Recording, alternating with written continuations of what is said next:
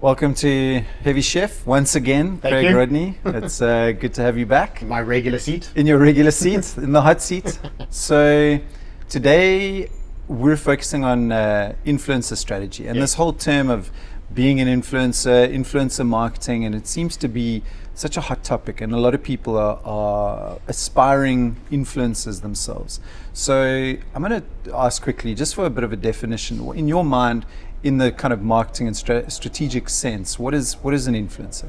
So the public definition, as within the industry, is an individual on social media who has a relatively large platform, Instagram, Twitter, whatever, or YouTube, whatever it is, and that person is open to working with brands to promote products via their channels and platforms. That's pretty much it, right? So they're like a broadcast channel of their own, right? Yes. That So has a certain amount of they influence. have their own audience that they've built up through whatever means that they are. They could be you could have a famous sports person who now has an audience and then sells that audience to brands, or it could be a person who deliberately went out and went, I'm going to use photography or storytelling to build a phenomenal audience, and then as they got bigger, got onto the radar of certain brands and was able to start working with them, on a commercial basis. Sure.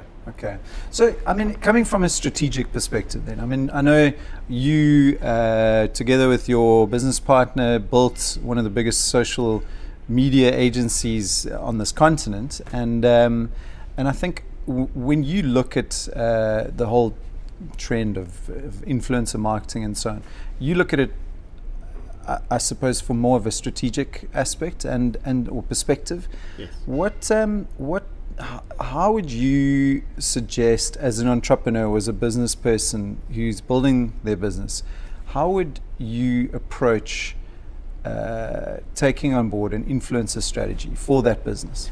So I would always suggest starting from a place of serious cynicism.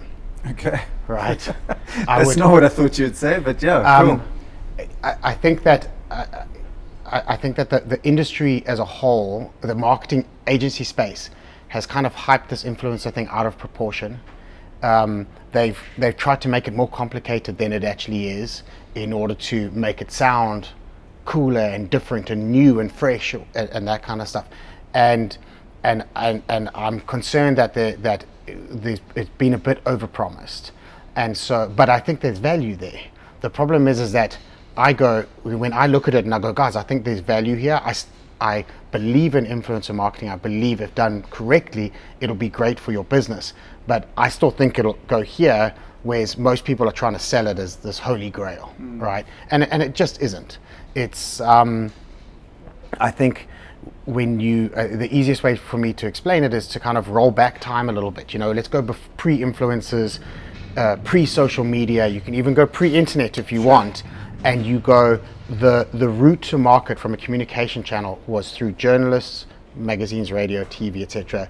But you would work with journalists and editors who were the ultimate controllers of whether information got disseminated or not, right? You would create a piece of content or do an interview or whatever it is, and the editor would decide, does that go out to the audience or not? And they were influencers. Sure. Right, like journalists fit the exact definition of influencers now, except for one distinction, and the distinction is that for the most part, independent media separate their revenue model from their content, and influencers don't. Influencers, their revenue, their content is their revenue model. It's kind of blended together. It's blended together, right? As opposed to renting space on the news, for example. So if you're working with a journalist.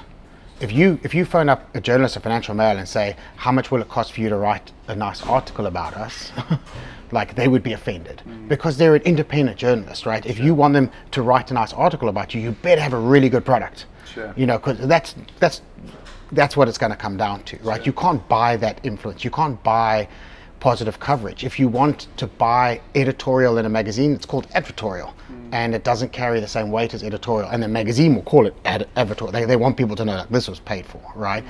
Because it has the risk of jeopardizing the independence and the quality of the journalism that they do.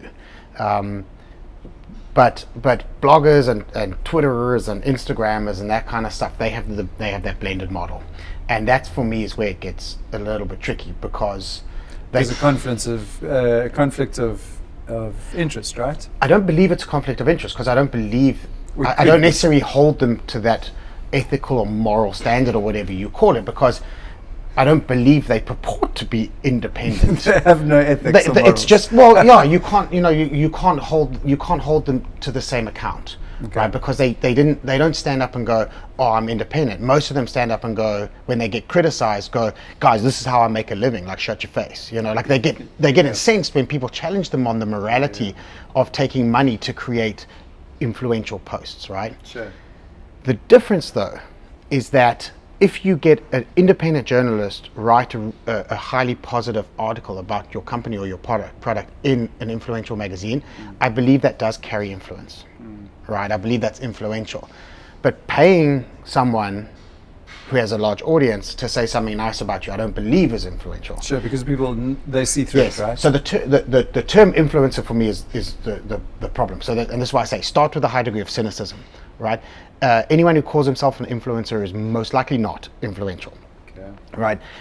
What they do have, which I think is phenomenal, but is overlooked, is they have massive reach, right? So instead of calling them influencers, we should call them reachers, right? Or if we want to be slightly politer, you call them messengers. They're reaching. But they're messengers, right? You would, and so my mind is going, identify, and there's a skill in identifying the correct influencers, the correct people to work with, who have engaged audiences, who would naturally promote your product and that kind of stuff, right? Like, if an alcohol brand came to me and I don't drink, it's not going to make sense, right? So you still have to work hard to identify the correct people, but don't go into that transaction believing that you're buying influence. Go into that transaction believing you're buying awareness. And if you look at it in that regard, and then you go, cool, what is their reach? What is the combined reach of all the influencers we want to work with? You get to compare that to radio, billboards, whatever other marketing tactic, whatever channels they are to get your message out there, and then compare the price. And that's kind of how you measure it, right? It's simply a reach. So it's an awareness channel. You would still have the same kind of metrics, the reach, frequency. Now, where the influence kicks in for me doesn't have to do with the influencer. That has to do with you. That's your product. If your product is brilliant, and if your product is something that people want, and then you combine that with a high level of awareness, it will affect action in the audience receiving that message.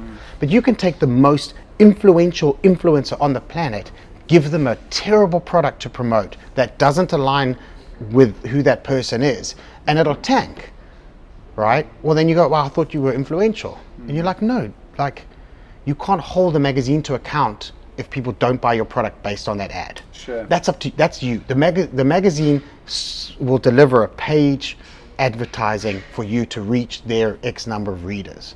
And again, so if you hold online personalities and these online people, the reachers, if you hold them to account on the same standards, I think we've coined a new term. The reachers. If you hold them to the same standards as you would a billboard or a magazine or something like that, you'll actually start seeing their value.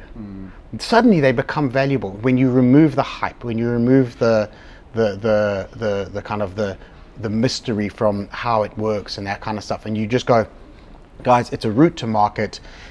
We can get 100 or 1,000 of these people, even if they got small numbers, and we build them up together. This is how many we can reach through social media using influencers or reachers. But the influential, whether it's influential or not, I think is on your shoulders, not theirs. Sure. And I think that's valuable, because what it does do is it starts to demystify the complexity of the influencer, because there's so many things that would trip up a client, and when you think about the alignment, and there's so many different variables that comes into play. But if you look at it from that aspect, it boils it down to quite a helpful model, a helpful construct for somebody who's building a business to potentially look a little bit further than your Bonangs of the world, or your Kim Kardashians of the world, to go straight for the top. If you hold these people to account on this word influence, I believe it's unfair on them, because I don't believe they are influential. If you want to run a true influencer strategy, if you truly believe that these people are influential, then don't pay them for the post. Give them a product code and pay them for conversion. See how many of them accept that job. Yeah. Right? Like very few of them very few influencers will accept a job that's paid based on influence. Sure. But they will accept every job, almost every job, that's based on reach. I'll do an Instagram post, it'll reach X many thousands of people. My average comments are this, my average saves, my average forwards, my average whatever is this, then this is my price. And it's pretty easy to work out a formula. So I did an influencer campaign recently with South African Tourism. Sure. I think we had 20 odd Instagrammers that we'd booked at various prices based on their quotes and the audiences and that type of stuff. But it was really helpful at the end of it to go, well, how many posts did they put up?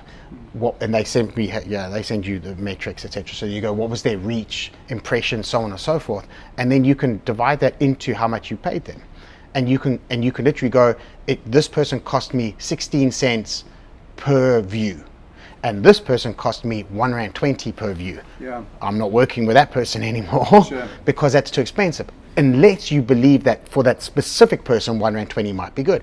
But again, it's subjective. It's something that you have to learn. There is science in this. There are some really smart people in the influencer marketing space who help brands figure this stuff out, because it isn't always easy. But what is easy is don't expect influence. Don't expect these guys to deliver high levels of action unless you're on an average product. That's on your product. If you've got a brilliant product, almost anyone can post it and it'll work. Yeah, but isn't there's a kind of layered aspect to this? So you have this kind of long tail of influencers that have a fair amount of influence, and they obviously, they've got a certain size audience, but then you surely get your kind of super influencers. In the old days you'd have like a Michael Jordan who would turn around Nike, or Marilyn Monroe who would turn around Chanel No. 5. Yeah. And for 50 years keep on selling. So in my mind, they're so powerful. Yeah. So the endorsements, is right? so powerful, and there's a genuine kind of taking on board of that product. Yeah.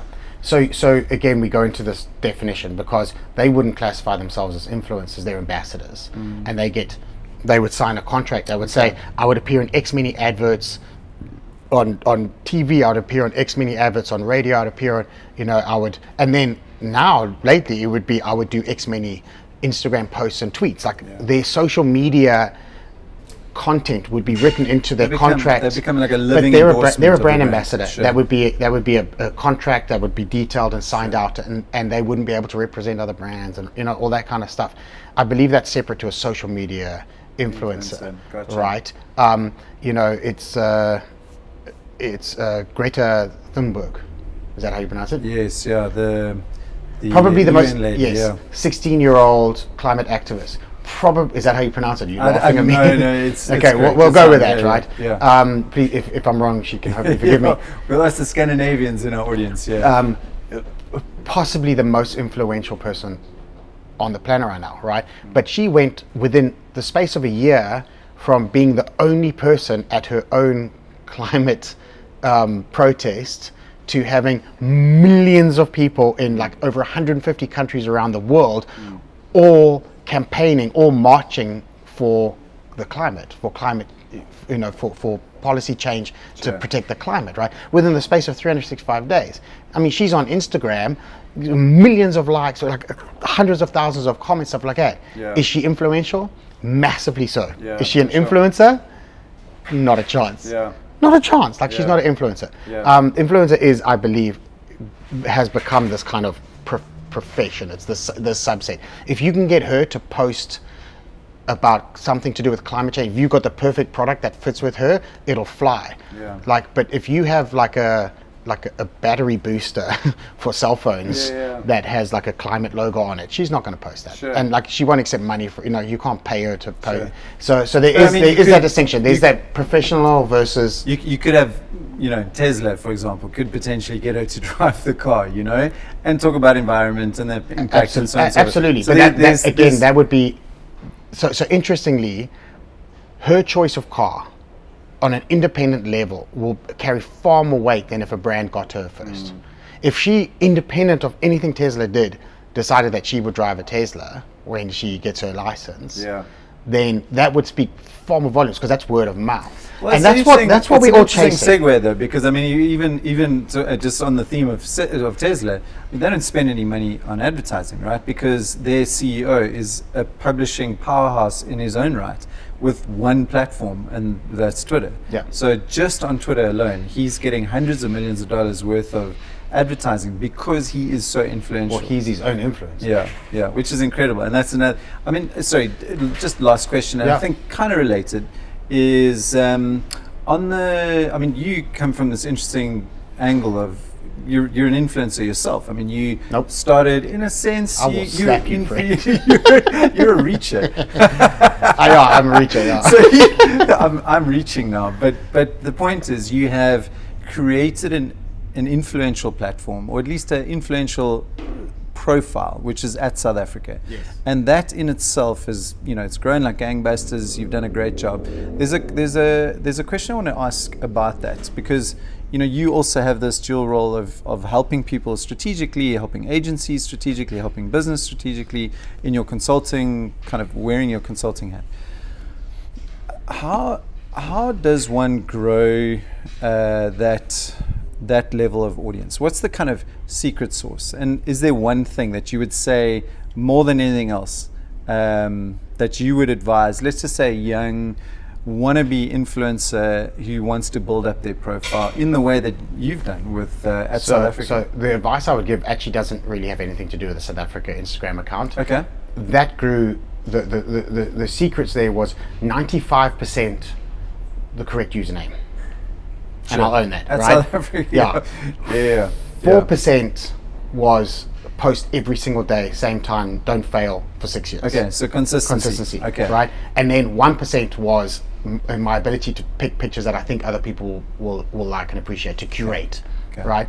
But that's not necessarily the advice I would give to someone who's up and coming and who wants to make money from, who wants to build a platform, who wants to build a publishing platform that they can monetize. Influence, right? Right. So well, again, I hate the word, and the reason I hate the word is it just constrains everything. Okay. Right. I don't believe that the South Africa Instagram account.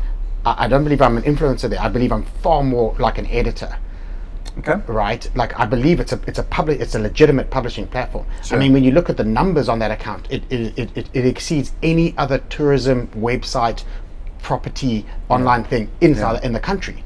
Right, it's a publishing platform. What I choose to do with it now or in the future, anything like that, may differ. But I don't believe I'm an influencer, or that account is an influencer. The trick for me is to develop an audience around your ability to tell specific stories. Okay. Right? And you almost can't go too niche. And the word is specific? I mean, but you're saying not too niche. When you look at these social platforms, something like Instagram, it's a global audience, right? You almost can't go too niche. You can go too niche in South Africa, but you can't go too niche globally, right? Some of my favorite people. So you don't limit yourself, basically. No, I mean, I'll probably owe her so much money from how many times I've referenced her. But you look at Lorraine Lewis, who does the miniature paintings on Instagram, and she started off as an artist, but not an influencer, not an Instagrammer. Yeah. But she went with the consistency. She was like, I'm going to do one miniature painting every single day for a year. So she did a 365 project. Yeah. But if I had to say to you, before you knew anything about her or how successful she's become as an artist, not as an influencer, she's become a successful artist. If I had to say to you, how big is the audience? Is miniature paintings the size of 2 rand coins? Is that too niche? Yeah. You're going to be like, yo, that's pretty niche. It sounds niche to me, yeah. Right. Except you almost can't, as I said, you almost can't go too niche. The more niche you go, the more it helps you understand what content you're creating. Yeah. And you'll have a smaller loyal audience along that niche, but you always have a broad audience that flirts around a niche. Yeah. Gotcha. And I think people like Lorraine, and there's thousands and thousands of them, have built legitimate businesses and legitimate careers and have been exposed to better opportunities because of their reach, because of their they built up these platforms. But it's a publishing platform. But she's also good, right? She's Well, really she's phenomenal. And, But as I I think said, that's key. it always comes back down to that. You kind right? of you got to do the work. But you hang on a do good second. work. Interestingly, she was good on day one. She was better on day two. Okay. And she got better and better. And she's So phenomenal now. it's But kinda she like- wasn't phenomenal on day one. She was interesting and unique and doing something quite cool on day one. But her work now is, I mean, she's an So acclaimed her audience artist, and almost she will go watched from her strength get to strength. better, right? So Absolutely. it's almost like a fulfilling, deliberate practice projection. I mean, she's projecting to the world this progress that she's making, Yes. to her audience, and that's amazing. But so my advice to a younger person is don't set out to become an influencer. Set out to become something. Set out to become an artist or a still life photographer or a landscape photographer or a musician, or set out to become anything that, if you're successful in that, will bring with it an audience and a level of influence Sure. attached to that audience. Sure. If you choose to monetize that, that becomes your choice, right? But I think if you set out to become, and that's like trying to become famous. Yeah. Like, oh, I'm going to be famous. Well, people who set out to become famous kill people because infamy and fame are quite close together, Yeah. right? It's quite a dark way. It is a bit of a dark way to interview, but Thank you but for that. chasing being an influencer is the wrong thing to chase. Sure. Chase brilliance within a field that you're passionate about. The audience, the influence will come if you get that right. Great advice. Thank you, Craig, and Pleasure. thanks for coming back on the show Always. once again. Nice Good to one. see Thanks, you, my Freddie. man.